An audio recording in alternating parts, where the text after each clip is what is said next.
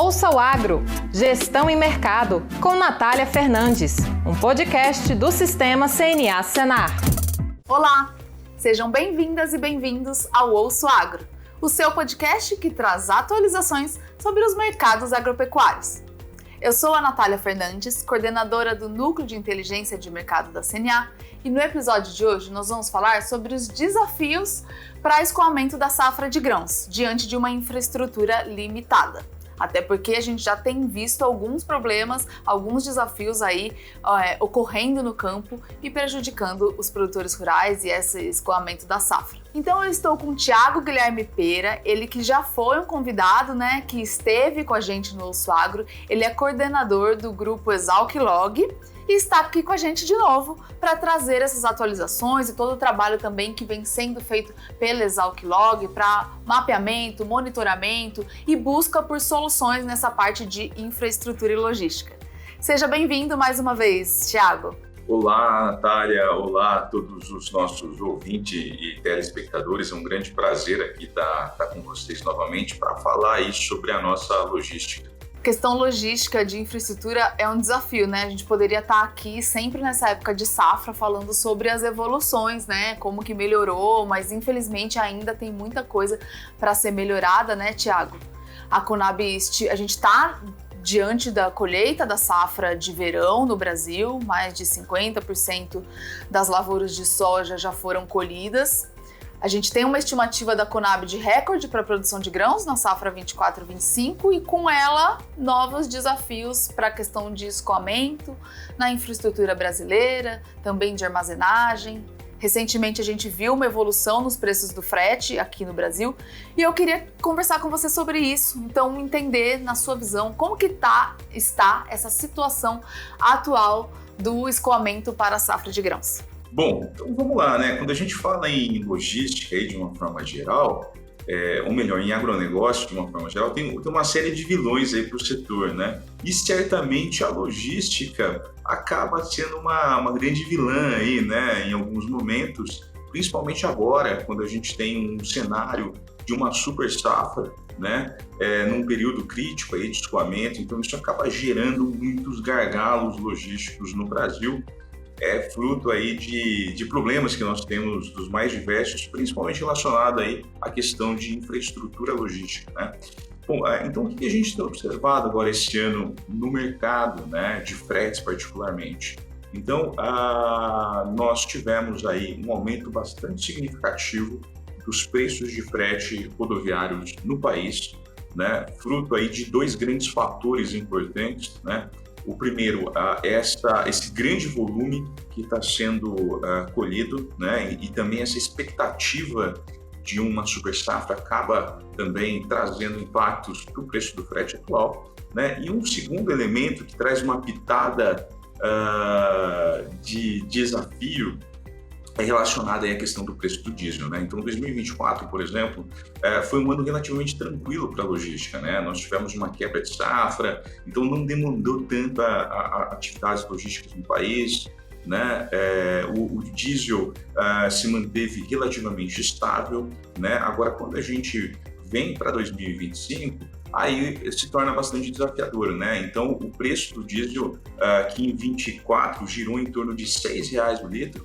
esse ano já está batendo R$6,50, Em algumas praças, a média nacional já está em torno de R$6,50, em algumas praças já ultrapassou esse patamar, E o transporte rodoviário, ele é um transporte aí de baixa eficiência energética, Então, para a gente ter uma ideia, um caminhão, ele tem um rendimento de consumo de combustível para um transporte de grãos por volta de 1,5 a 2,2 km por litro de diesel, Então, é um transporte de baixa eficiência energética. Se a gente pegar aí uma rota como Sorriso Santos, que tem uma distância por volta de 2.000 quilômetros, somente nessa rota, para movimentar um caminhão de soja, vai consumir 1.000 litros, Então isso acaba também aumentando bastante a questão aí do preço de frete, porque o motorista vai repassar isso para o contratante do serviço de transporte, No caso aí, o embarcador, o produtor rural, as trades, cooperativas, como um todo. Então, pegando aí como exemplo, o Exalc-Log ele acompanha o mercado de fretes semanalmente, né, ligando, aí, entrando em contato com os agentes do mercado, transportadoras, agenciadores, embarcadores, para saber o que está acontecendo nesse mercado. E isso é realizado desde 1997. Então, nesse mês de fevereiro, por exemplo, nós tivemos um recorde histórico, né, no indicador de preço de frete para exportação, né, no Brasil, no transporte rodoviário, né, fruto dessa grande questão aí do escoamento que a gente tem para esse ano, né? Então, isso acaba, e esse reflexo, né, de um preço de frete elevado aí no país, traz consequências para a questão da competitividade logística nossa, né? Tanto no mercado doméstico, quanto aí na questão das exportações, né? Porque, veja só, a gente conseguir entregar um produto mais barato, né, para o nosso consumidor, né, ele vai querer consumir cada vez mais da gente, né? Então, lá no mercado internacional, o pessoal vai fazer a conta, o preço do produto mais o custo logístico. Quanto mais barato a gente for, mais competitivo a gente é e mais aumenta aí a nossa demanda, né, para o setor do agronegócio, o que acaba fomentando mais produção aí no setor, né, gerando mais emprego, mais renda, né, mais riquezas para o país. E também tem um efeito, né, do mercado de frete no mercado doméstico, né, porque a gente tem um mercado de frete elevado no país, acaba também reduzindo aí a competitividade da agroindústria, né? A gente tem muitas agroindústrias que usam aí insumos que percorrem elevadas distâncias pelo transporte rodoviário, né? E acaba também retirando aí essa competitividade como um todo. A gente está em período de identificar, né, observar muitas notícias falando sobre a inflação no Brasil, a inflação subindo, a inflação de alimentos também, e como você colocou, esse é um fator que também reduz a competitividade do setor, né? E lá na frente a gente vai ter um repasse e produtos mais caros de um fator que infelizmente não está na mão do produtor rural, né? E aí nesses momentos ele tem essa surpresa, como você colocou, de todo esse acompanhamento que é feito há muitos anos, um recorde agora nesses preços no custo com frete para fevereiro de 2025. Agora, Thiago, é comum, tem uma certa sazonalidade nos preços do frete? É comum que nesse início do ano realmente haja uma elevação desses preços e tem alguma forma de ter uma certa previsibilidade em relação a isso quando o produtor está lá no pico da sua safra? Bom, vamos lá. O frete, tá? Ele tem sim sazonalidade, né? E o preço do frete, ele é formado por fatores de oferta e demanda. Então, ele tem uma grande volatilidade, né? A gente está falando ali que é muito comum você ter variações no preço do frete ali, pegando o pico e o vale em um ano de 60%, 70%. Em algumas rotas chega até a dobrar, né, o preço do frete numa época de entre safra, quando comparado com a safra, pelas questões de oferta e demanda, né?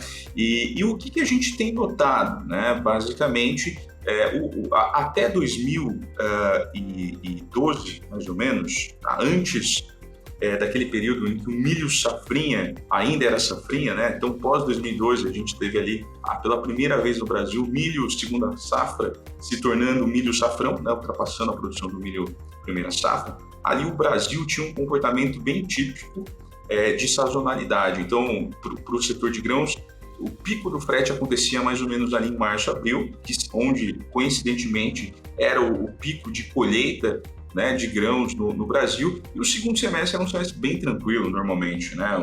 O frete afundava bastante. Aí, quando veio o milho segunda safra, que é um volume muito grande, expressivo, aí o mercado mudou muito, né? Então, basicamente, a gente tem hoje 2 grandes picos de frete que acontecem no ano, né? Pegando aí os padrões de sazonalidade.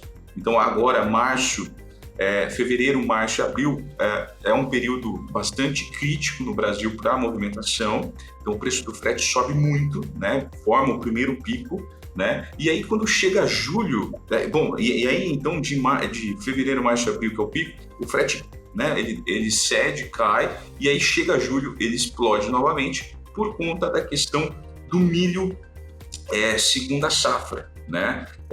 Então a gente marca normalmente um novo pico ali em julho, agosto mais ou menos, no Brasil. E aí depois, o último trimestre do ano é o ano em que nós temos os menores níveis de preço de frete normalmente no ano, né? É um trimestre mais tranquilo aí na questão do escoamento, a demanda de transporte ela é relativamente baixa, né? Então a questão aí, talvez uma regra de bolso, né, que funciona em boa parte dos casos, tá? Claro que tem exceções aí, mas normalmente a gente tem esses dois picos, né? Saber disso pode ajudar no planejamento. Então, um pico que acontece mais ou menos em fevereiro e março, e um outro pico que acontece aí em julho e agosto. Por exemplo, esse ano, tá? Nós podemos aí certamente observar uma grande chance, né, de batermos um novo recorde de frete em julho, agosto. Tá? Ou, se não bater esse recorde, chegar num nível muito próximo do que foi agora, do que está sendo agora fevereiro, março, né? Por duas razões, né? Principalmente. A primeira, a entrada do milho segunda safra, a colheita do milho segunda safra, e o que acontece muito, quando existe essa colheita do milho segunda safra, cria uma necessidade de muitos produtores, de muitas cooperativas, tradings, zerar o seu estoque de grãos da primeira safra, soja e milho da primeira safra, principalmente soja, né, dos seus armazéns, para entrar com milho segunda safra, né? Então também isso acaba gerando esse pico de demanda no sistema para esvaziamento dos armazéns e para colocação aí do milho segunda safra nos armazéns. Então esse é o padrão típico de sazonalidade que a gente observa. Tá? Numa época em que tem aí super safra, tá? Agora, em anos que nós temos aí quebra de safra, a demanda de transporte ela cai bastante, né? Então aí o preço do frete ele cai muito, né, no país. Eu ia comentar exatamente sobre essa questão do milho, que o que está acontecendo agora com a safra de verão já fica como um alerta para os produtores ali da safrinha, já que tem uma perspectiva também de uma produção boa no Brasil para a segunda safra. Então, diante desse cenário de combustíveis preços mais elevados e também mais inflacionado, né, no Brasil, e esses outros pontos que você adicionou, muito provavelmente, então, para a segunda safra também ainda terá um cenário de fretes mais elevados, né? E talvez dê tempo de o produtor fazer alguma estratégia em relação a essa questão de armazenagem que você colocou, né? Porque vai exigir um pouco dessa gestão por parte dos produtores de identificar o que ele pode fazer ou na questão de armazenagem ou arcar com esse custo depois para o escoamento da produção. Não, legal. E até eu acho que a gente pode pegar aqui um gancho nessa discussão da armazenagem e de instrumentos de gerenciamento da logística por parte do produtor para ele se proteger nesses momentos de grande turbulência no mercado. Então veja só, sobre a questão de frete, o que o produtor ele pode fazer, né, para tentar se proteger? Hoje, basicamente, nós temos dois grandes mecanismos de contratação de fretes, né? Um é o mercado spot, mercado à vista, então é um mercado que apresenta grande sazonalidade e volatilidade, né? Então todo dia você tem um preço de frete diferente no país por questões de oferta e demanda, né? Agora existe um outro instrumento que é o contrato, né? Então o produtor pode fazer um contrato com um prestador de serviços de transporte, uma transportadora, por exemplo, para fixando o preço para fazer o seu escoamento ao longo dos próximos meses ou ao longo de todo um ano, né? Ou de próximos anos aí.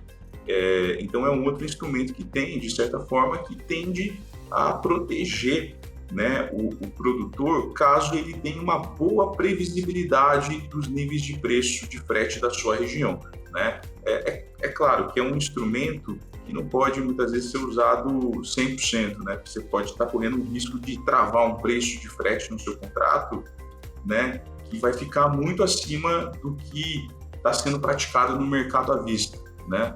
Então, ter esse mix entre fazer contratos e atuar nesse mercado à vista é uma estratégia interessante para diversificação de riscos relacionados aí ao transporte, tá? Agora, além disso, existe também a armazenagem. Então, a armazenagem ela tem tudo a ver com a questão de fretes também, tá? Então, veja só, o Brasil ele é um país que tem aí uma capacidade de armazenagem insuficiente em relação à sua produção de grãos, né? Então, basicamente, hoje a gente consegue armazenar aí por volta de 70%, né, daquilo que a gente produz em termos de grãos, né? Alguns estados, esse déficit é maior ainda, né? E o que a gente acaba observando? Que regiões que possuem uma boa capacidade de armazenagem, ela consegue, nesse período de colheita, fugir desses gargalos, né? Então, olha, o produtor que tem um armazém na sua propriedade, ele pode guardar esse armazém nessa época agora aqui de colheita, que está um caos logístico no Brasil, falta caminhão, o preço do frete está elevado, fila gigantesca em terminais portuários, ferroviários, né? Então ele consegue guardar essa soja e, né, fazer o escoamento numa época que o Brasil está mais tranquilo ali em termos de logística, né? Então abrem outras janelas de oportunidade ao longo daquele ano para ele fazer esse escoamento, né? Então é uma estratégia que pode ser bastante interessante. E o que a gente tem observado? Que regiões que possuem uma boa capacidade de armazenagem em relação à sua produção têm uma volatilidade do frete menor, né, do que regiões que têm um déficit muito grande de armazenagem, porque regiões que não têm a armazenagem suficiente, o produtor não tem o que fazer, né? Aquela região não tem o que fazer. Tem que escoar. Colheu, vai ter que escoar, e aí é o chamado estoque sob rodas, né? Então esse é um desafio que a gente tem aí no sistema. E mais especificamente ainda, o que acaba acontecendo, né, numa época de colheita, vira um caos o Brasil, porque todo mundo começa a colher simultaneamente. Foi o que aconteceu esse ano. Então, basicamente, nós tivemos aí chuvas que atrasaram a colheita em grandes regiões produtoras. Então, quando abriu a janela de colheita, ali começou uma grande demanda de transporte. E aqui alguns chamam de guerra de frete que acontece no país. Aquela escalada dos preços de frete. Porque, veja só, um estado, né, ele começa a colheita. Vamos supor, Mato Grosso começou a colheita, né, então ele vai demandar mais caminhão. Aí o estado vizinho, Mato Grosso do Sul, começa a colheita também. Então, olha, para o Mato Grosso do Sul puxar os caminhões para lá, ele vai ter que subir o frete. Aí o outro estado, Mato Grosso, por exemplo, não quer que o caminhão saia de lá, ele precisa escoar também. Então vai subir o frete. E aí o outro estado que vem produtor também precisa puxar esses caminhões. E aí existe aquela escalada do preço do frete. E aí o que acaba acontecendo? Forma-se um gargalo logístico lá nas pontas finais, nos portos, nos terminais ferroviários, nos terminais hidroviários. Esse caminhão ele vai ficar parado muito tempo para fazer o descarregamento. Vai acontecer uma fila.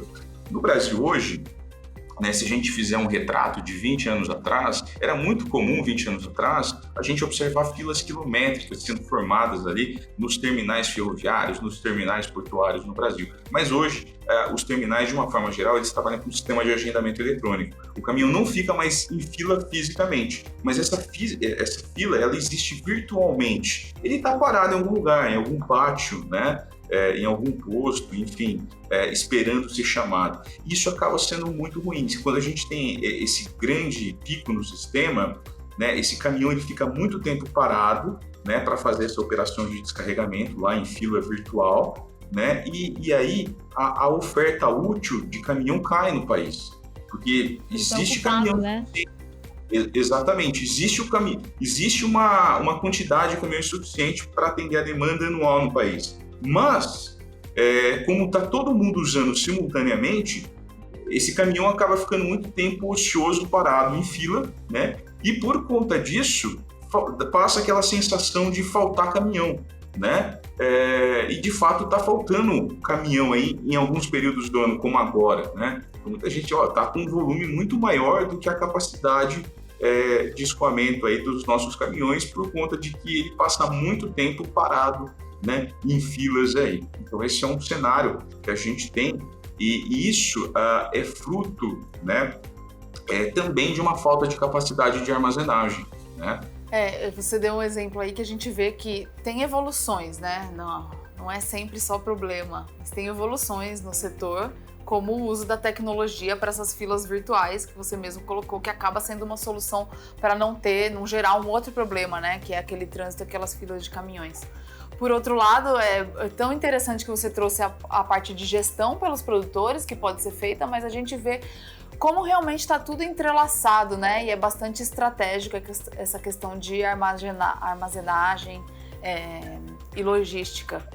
Porque, como você colocou, tem caminhão, mas muito subutilizado ali, usando para esperar mesmo a hora da fila. Então, assim, estrategicamente não está tudo fluindo, né? Uma demanda muito grande ali da produção de vários estados que você colocou e ainda não consegue escoar com celeridade e disponibilizar esses caminhões novamente. E talvez aí a gente esteja falando disso exatamente pelo fato de a maior parte de todo esse transporte ser feita por modal rodoviário, né? Isso, exatamente. E aí eu acho que você foi na veia aí, Natália, que é o seguinte: hoje, tá, nós temos uma dependência muito grande do transporte rodoviário, tá? Isso no Brasil como um todo. E o Brasil, ele é um país de dimensões continentais que tem uma elevada distância, né, de escoamento, né? E que tem uma dependência muito grande do transporte rodoviário. No agro, Thiago, desculpa te interromper, o rodoviário é responsável por quantos % de toda a movimentação, tanto para aquisição de insumos? Tem um percentual assim? Vamos pegar aqui até um estudo recente que nós fizemos. O Brasil, né, vou pegar aqui o caso do soja especificamente. Quanto que representa a matriz de transporte da soja, né? Pensando mais em exportação. Porque veja só, quando se fala em ferrovia no Brasil, ferrovia ela é direcionada para exportação, né? A gente tem muito pouco volume sendo movimentado para abastecer o mercado doméstico. Então, essa matriz de transporte ela faz muito mais sentido ser analisada sob a ótica da exportação, do volume que está sendo exportado de soja no Brasil. Então, em 2023, aí, né, o último ano que nós fizemos essa análise, 54,2% de tudo que foi exportado ali, de tudo que chegou no porto, né, especificamente para a soja, foi por caminhão, tá?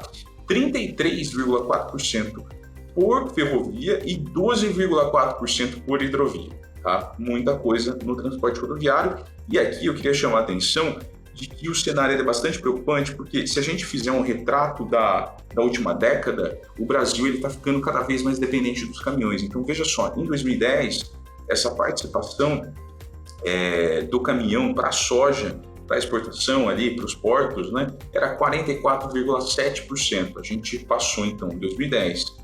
O Brasil tinha uma dependência dos caminhões para a movimentação de soja até os portos, de 44,7%. Isso em 2023 passou para 54,2%, né? É muita coisa, né? Por que especificamente aqui?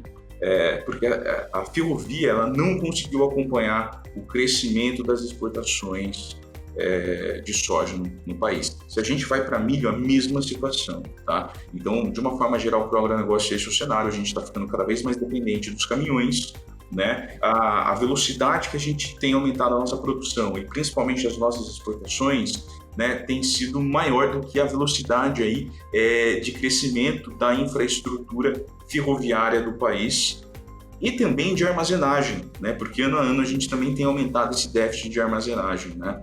Então tem muitos investimentos que precisam ser realizados.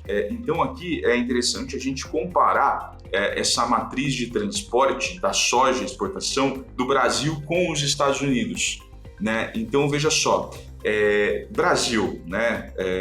Trazendo os números que eu comentei aí, rodoviário, quanto que a gente é dependente para movimentação de soja para exportação, né? Quando eu falo exportação movimentação das fazendas para os portos, né? Então 54%, né, a gente usa aí de caminhão de rodovia. E os Estados Unidos? 16%, né? Lembrando que o transporte rodoviário ele é um transporte de baixa eficiência energética, né? Então ele tem um custo bem elevado, né? Então o Brasil e os Estados Unidos também são dois países de dimensões continentais, né? O que torna aí a análise bastante interessante em termos de comparação. Ferrovia, que é um dado interessante, o Brasil usa mais ferrovia do que os Estados Unidos para fazer a movimentação de soja, né? Então 33% a gente usou aí para fazer a movimentação, né, Brasil, e os Estados Unidos por volta de 31%. Mas aqui o que entra a grande diferença, né, o Brasil usou apenas 13%, né, de hidrovias para fazer essa movimentação de soja, enquanto que os Estados Unidos, né, eles movimentaram em 53%, né, pelas hidrovias. Né? Então é algo que chama bastante atenção. Eles têm uma matriz de transporte muito mais hidroviária do que a gente aqui, que é muito mais rodoviário, que torna, né, a competitividade logística dos Estados Unidos bastante interessante. Agora, ainda nessa linha, tá, a gente tem aqui um estudo que compara o custo logístico total do Brasil para abastecer Europa e Ásia, né? E compara isso com os Estados Unidos. Então é interessante notar que ao longo do tempo o Brasil ele tem ganhado de certa forma uma competitividade para abastecer Europa e Ásia, né? E alguns corredores do Brasil eles são um dos mais competitivos do mundo quando comparado com outros países, né? Como é o caso aí de estados que possuem um próprio porto, tem distâncias curtas de escoamento, como é o caso, por exemplo, Rio Grande do Sul, Paraná, Maranhão, né? Então são estados que têm ali um volume de produção considerável, tem uma distância relativamente curta para os portos, tem um próprio porto no estado e ainda apresenta infraestrutura ferroviária, né? Agora, quando a gente vai para o centro-oeste, aí o desafio é maior, porque as distâncias são muito elevadas, falta capacidade ferroviária e hidroviária, né? E a gente perde competitividade com outros corredores aí mundo afora. Tiago, a gente vê então o potencial que fica para o Brasil de ele realmente expandir, né, essas outras matrizes ferroviárias e hidroviárias para melhorar esse desafio na parte rodoviária. E aí, voltando agora para a parte rodoviária, a gente tem visto algumas notícias sobre a condição das rodovias, né? Tipo, situações bastante caóticas mesmo, que não tem nem condição de o caminhão passar, e aí ele tem que fazer aqueles desvios, que anda uma quilometragem ainda maior, vai aumentando esse desafio do que a gente já falou anteriormente, de caminhões ocupados e o custo também se elevado, né? Como que vocês veem essa situação? Como que está essa situação agora?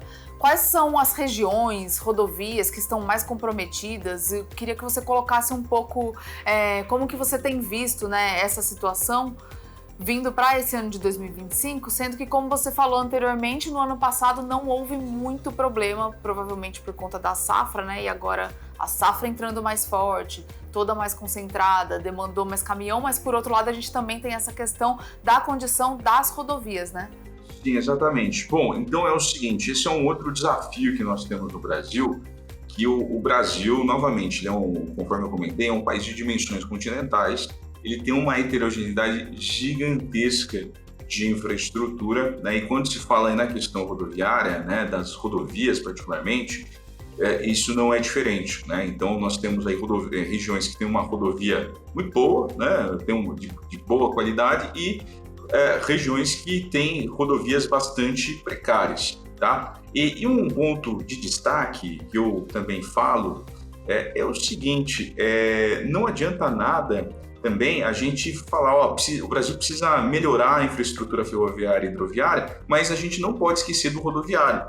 O Brasil tem aí um déficit gigantesco de rodovias, tanto em quantidade quanto em qualidade, né? Então, mais especificamente ainda, né, hoje a gente tem aí por volta de 211 mil quilômetros de rodovias pavimentadas no país. São os grandes eixos de escoamento. Acho que nessa discussão de rodovia é importante a gente talvez distinguir o que é rodovia principal e do que é a vicinal, né? Então, a principal é onde de fato ocorre ali o maior volume, ocorre o volume de escoamento da produção, principalmente para portos e terminais e centros consumidores do país, né? Nós temos uma qualidade de infraestrutura bastante precária nessas vias também, em algumas regiões do país, e, no caso, nós temos também as vicinais. Quando a gente fala em vicinal, essas vias elas são extremamente importantes para o setor do agronegócio, porque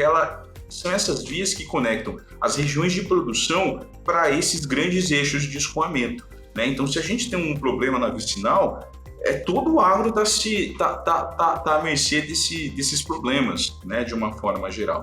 E aqui a heterogeneidade ela é muito gigantesca, porque você tem, né, problemas de vicinais com buracos, né, chuva que gera aí atoleiros, né, formação de condições bastante precárias para o escoamento, pontes que caem e que acabam gerando problemas ali no escoamento, travando até mesmo o escoamento, né? Isso acaba trazendo gargalos logísticos tanto para o escoamento da safra, da produção do produtor, quanto também para o seu abastecimento de insumos, né? Encarecendo os dois lados aí da moeda, né? Encarecendo a sua logística de escoamento e encarecendo o seu insumo final aí que demanda para as suas necessidades, né? Então é um desafio enorme que a gente tem para a questão aí das rodovias e estradas no país e veja só, ela traz um impacto muito significativo também na questão da competitividade, porque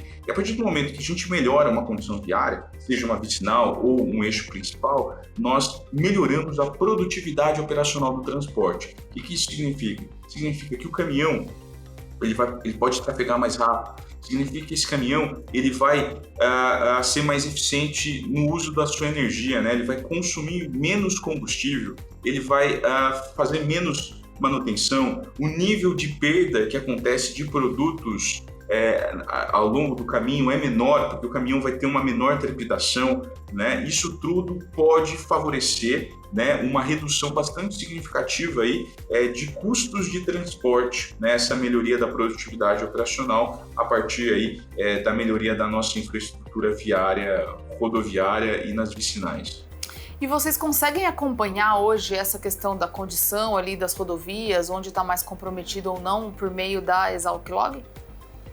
Sim, né? A gente faz aqui o acompanhamento qualitativo, né, de como está a situação do escoamento da produção agrícola no país, quais são as regiões que estão tendo mais problemas, né? E nessas pesquisas periódicas são relatados problemas aí de determinadas regiões que têm enfrentado, né? Então acho que esse é um ponto importante aí, a gente tem visto algo muito recorrente na logística como um todo e agora chegando ao nível de produtor, né? Um paradigma importante que a gente tem visto ao longo do tempo é o dono da carga, o embarcador, ele está cansado muitas vezes de esperar ações do governo, né?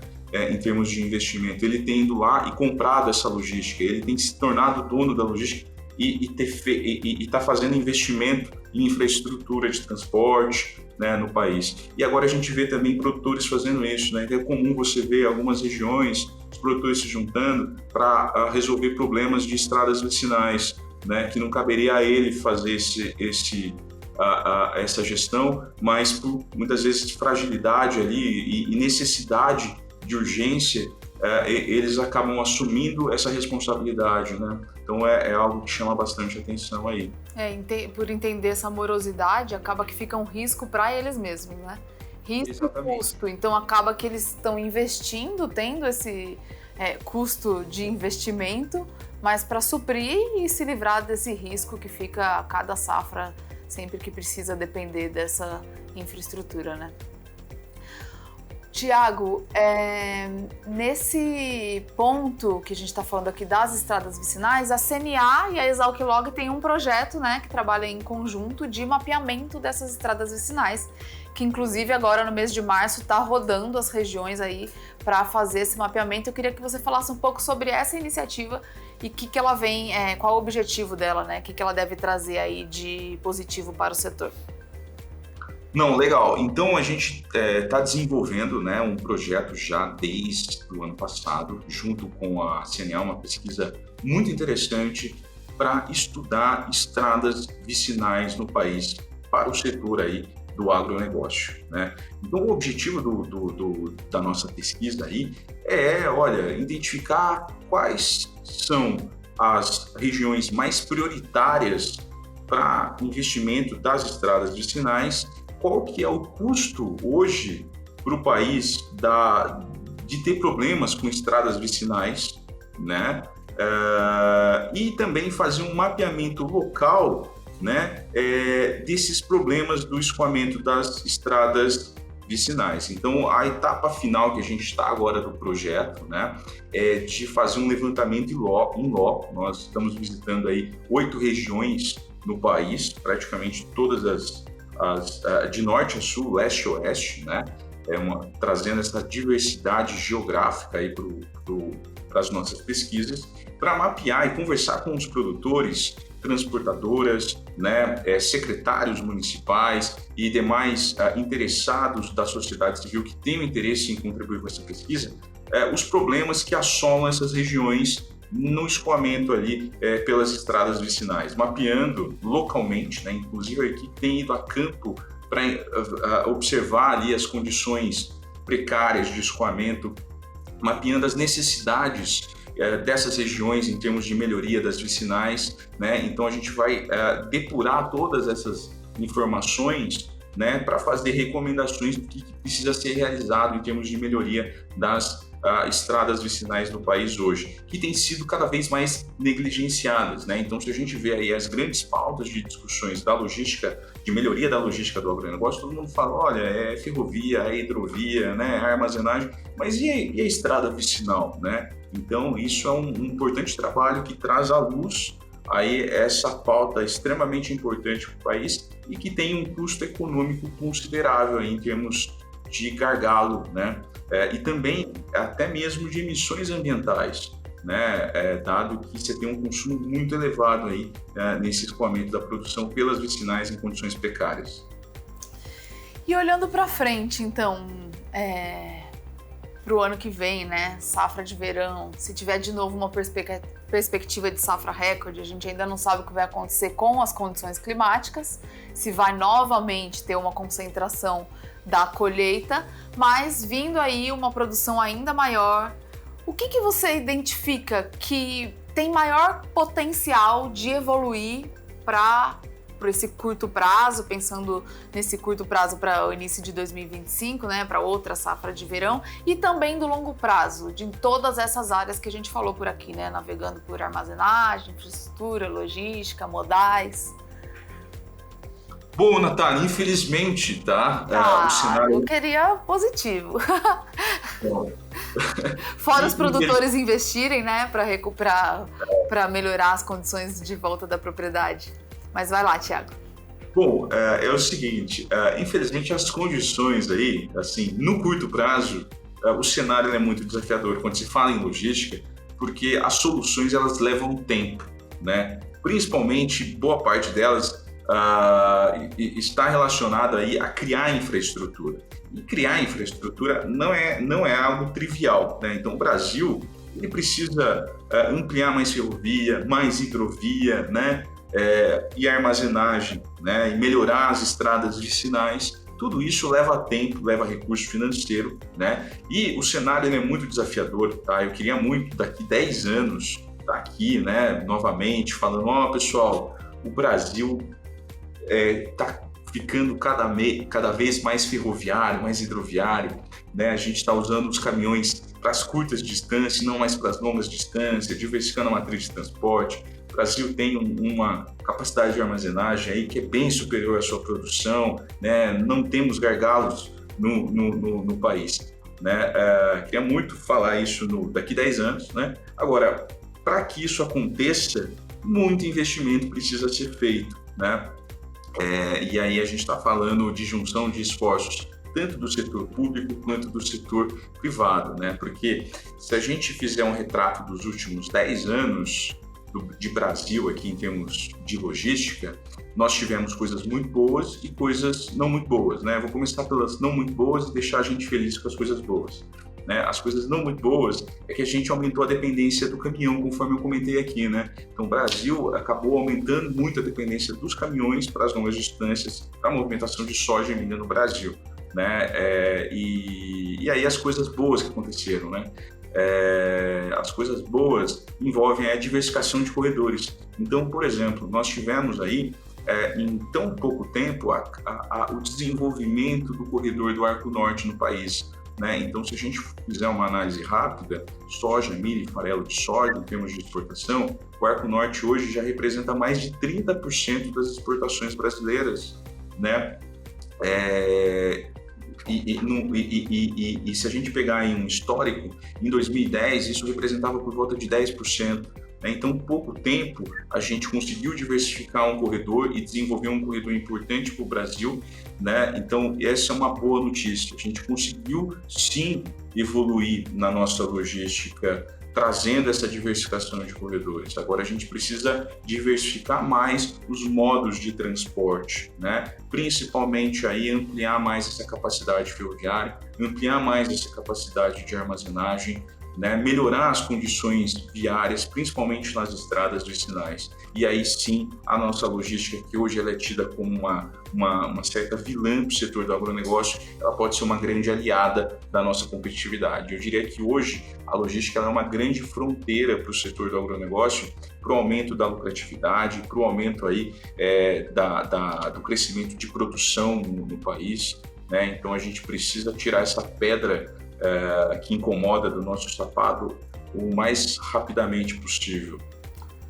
Eu brinquei anteriormente, mas eu entendi que você quis dizer que com as condições, o que tem de medidas, ações e investimentos atualmente, dificilmente a gente vai ter um resultado muito diferente no curto prazo, até porque toda essa questão envolve obras, investimentos grandes e aí é mais moroso, então entendo esse ponto de que com o que temos, dificilmente teremos grandes avanços nesse curto prazo, né? Isso, exatamente. Agora, por outro lado, assim, a gente talvez possa funilar, né, essa discussão, porque você tem um cenário mais aí infraestrutural. Então, um cenário infraestrutural ele demora mais para as coisas acontecerem, né, por conta de que a gente tem aí uma certa morosidade nos processos. E o processo burocrático também, né, de tudo que envolve esse tipo de investimento. Exatamente. Agora, por outro lado, existe a gestão, né? Então, aí o produtor, né, o embarcador, de uma forma geral, de carga, ele tem consegue gerenciar melhor ali e trazer algumas nuances ali para o seu processo, pensando em termos de competitividade. Então, por exemplo, a própria questão de gerenciar melhor o escoamento da produção a partir do uso de alguns instrumentos, como a armazenagem, pode ser algo interessante, né? Então, fugir de uma época de pico de colheita é algo interessante. Dá para fazer isso sem ter uma infraestrutura de armazenagem? Dá para fazer isso sem ter uma infraestrutura de armazenagem. Como? Por duas grandes vias. Primeiro, contratando um serviço de terceiro, né? Tem lá um armazém, prestador de serviço, dá para usar, então talvez muitos produtores não usem, mas é possível usar aí o prestador de serviço. Ou outra modalidade que está crescendo muito no país, tem aí os seus desafios, que é o silo-bolsa. Então, o silo-bolsa, ele é algo que está aumentando muito ao longo do tempo aí, em termos de uso, né? Um grande sacão, né, de uma forma geral, que você consegue colocar ali a soja, o milho, né? O desafio é que tem que tomar cuidado com a questão da umidade, né? Porque se você coloca com uma umidade relativamente alta, você tem um desafio enorme ali depois na questão da qualidade, né? Então o nível de perda pode ser algo elevado aí com o uso do silo-bolsa. Mas pode ser uma estratégia interessante para fugir dessa época de pico de colheita em que o Brasil vira um caos, né?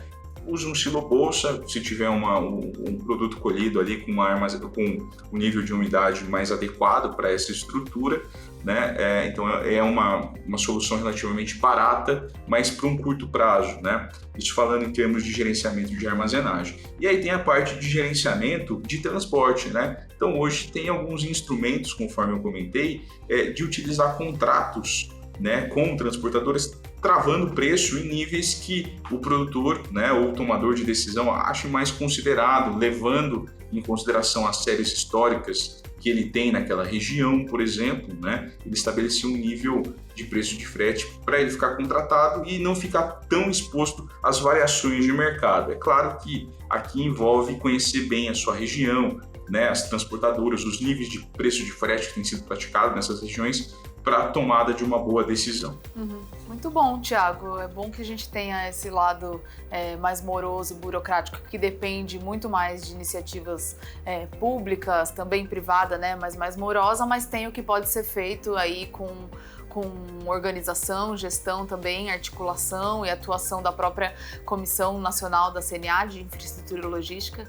E para terminar aqui, agradeço a sua participação mais uma vez com a gente aqui no Ouço Agro e também em nome da CNA agradeço a parceria com a Exalc Log, que atua aí quase de mãos dadas, né, em diversas ações por meio da Comissão Nacional de Infraestrutura e Logística. Obrigada mais uma vez. Bom, eu agradeço então, né? Sempre um prazer aqui estar com a CNA que é uma parceira importante aí do Exalc Log, né? E a gente tem feito uma série de ações em conjuntos para, né, estudar e melhorar a infraestrutura e a logística como um todo do país, né? Então, até uma próxima aí, Natália. Espero que numa próxima eu traga boas notícias aí para a logística, né?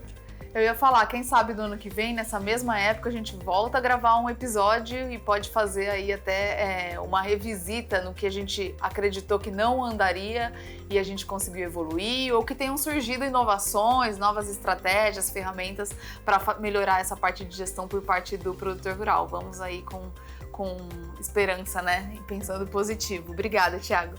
Você que ficou com a gente até aqui, muito obrigada também. Aproveita e compartilha esse episódio com seus colegas e em suas redes sociais. E a gente se vê no próximo episódio. Tchau, tchau! Ouça o Agro, Gestão e Mercado, com Natália Fernandes, um podcast do Sistema CNA Senar.